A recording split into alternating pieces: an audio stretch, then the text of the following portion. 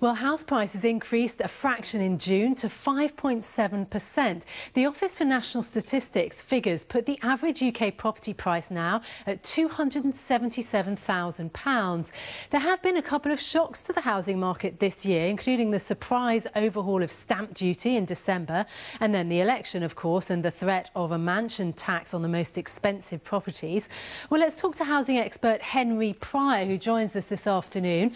So these are official figures now on the rate of house price increases. We've seen a very, very strong housing market in recent years, but it's slowed somewhat this year.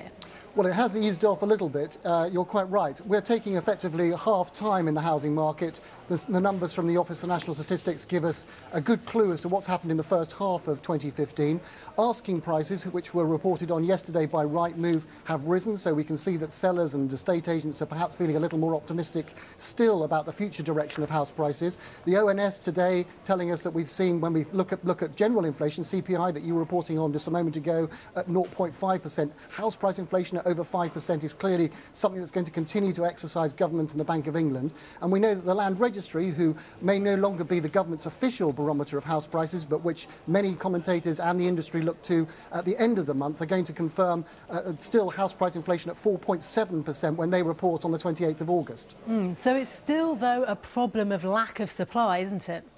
Well, lack of supply is certainly being blamed by a lot of commentators as to what is driving house price inflation. But fundamentally, house price inflation is actually the responsibility or down to the availability of credit. Now, you're going to be talking about the Nationwide in a moment and the pressures that they're going to have, they see coming as a result of Osborne's changes made in the budget. There are other pressures on lenders, but generally speaking, credit is relatively free and available. It's accessible to a lot of house buyers, and they are using that together with government initiatives like Help to Buy to continue to pay more for the houses that people are selling. I think we're going to continue to see the housing market through the second half of this year very much reflect what it's done in the first half. House prices, if you own one, are going to be worth more in 12 months' time than they are today.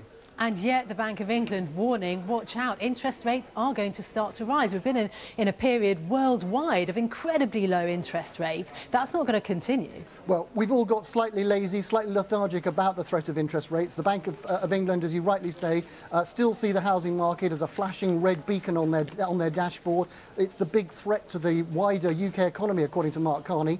And certainly there are an awful lot of people, certainly those people borrowing money, who need to be ready and have to prepare for higher rates when they come. But we must bear in mind that the housing market has changed since the last recession. 40% of people who buy houses today are cash buyers. They're people who don't need a mortgage in order to purchase a property. They're not too bothered about rising interest rates, and as a result, the government is perhaps even more nervous about what's going to happen and how they're going to keep a lid on the market. Yeah, Henry Pryor, thank you so much for joining us, talking us through the latest house price figures for the UK.